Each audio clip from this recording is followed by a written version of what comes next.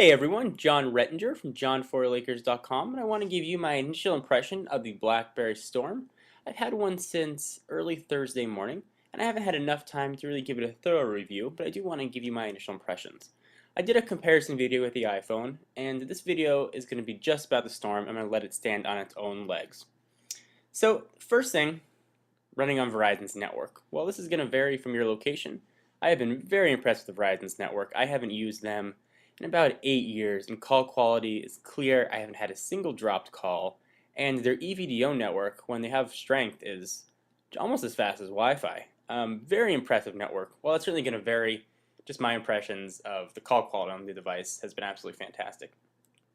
So one thing to note about the BlackBerry is RIM has traditionally made non-touchscreen devices. What they've done with the Storm is adapt their operating system. I'm not going to go into numbers of operating systems, but what they did is they adapted it for a touchscreen, meaning it wasn't initially made for a touchscreen device, and oftentimes that shows. Menus can be a little bit laggy, moving through menus can be laggy, selecting things can be laggy, and I'm going to get to all that in a minute, but it definitely shows that this was not developed as a touchscreen device. It was more adapted for a touchscreen device. So those are some of the negatives. One thing that I really have to say I do love, and I'm getting very used to, is the click screen on the BlackBerry Storm. I don't think you can really see that, but it does depress just a little bit when you're typing or pushing any sort of button on it. It feels very similar to the trackpad on the MacBook. Actually, it feels almost identical.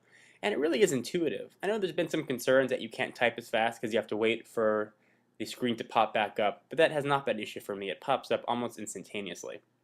Although a concern I do have is possibly dust getting around the outside of the phone when it's pushed in, but it seems like RIM took care of that, and there appears to be a small membrane around it. Build quality of the device is fantastic. It's solid, it feels good in the hand. The back is made of metal. It's got a gorgeous 3.2 megapixel camera with autofocus and video recording capabilities and MMS. It's got a full HTML browser, and of course it's got the BlackBerry email system. RIM's email system is fantastic. I forgot how good it was. I haven't used a BlackBerry in about a year and a half, and it is unbelievable. Push is instantaneous, it's quick, it's fast. You know, I really couldn't be happier with the email aspect of it.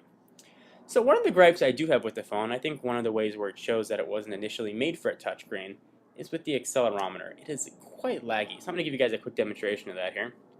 So I'm going to turn this on. Device is just simply locked. Turn it.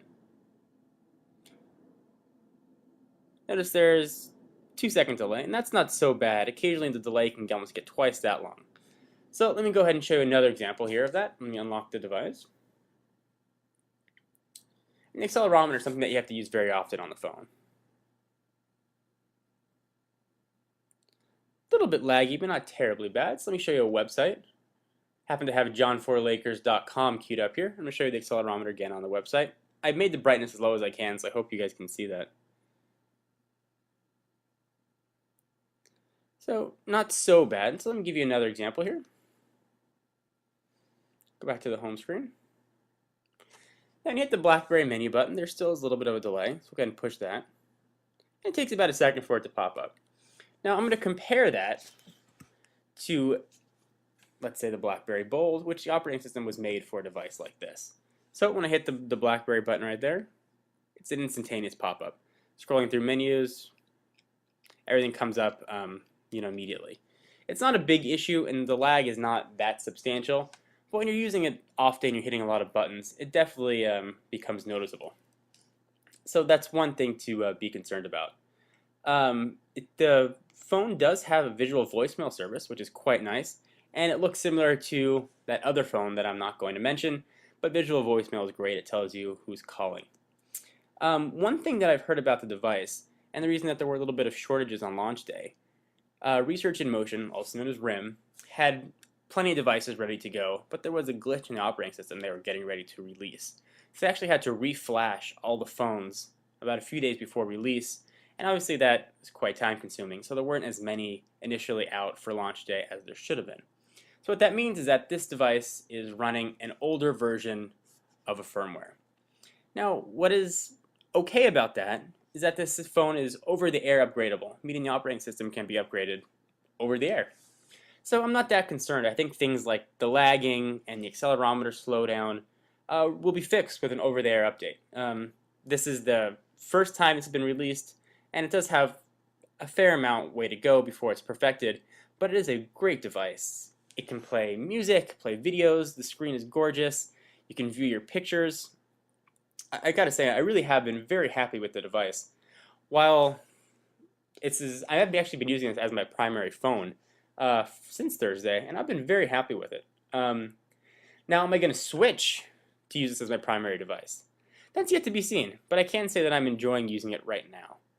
So guys, stay tuned to the channel and the website for some more reviews and some more thoughts and musings on the Blackberry Storm. I have other phones kind of in the docket here that I want to review and share with you guys as well. But wanted to give you guys just my initial impressions of the Blackberry Storm. If you're with Verizon or you're thinking about switching, I recommend going to a Verizon store and playing with the phone. It's certainly not for everybody, but it is for a lot of people. Texting on it is very quick. The keyboard can be a little bit squirrely. It's hard when you push the button, you get a little blue light that glows, but you can't always tell where that blue light is coming from, so you frequently have mistypes, but that may just be because I'm not used to the keyboard yet. So I'm going to hold judgment on that.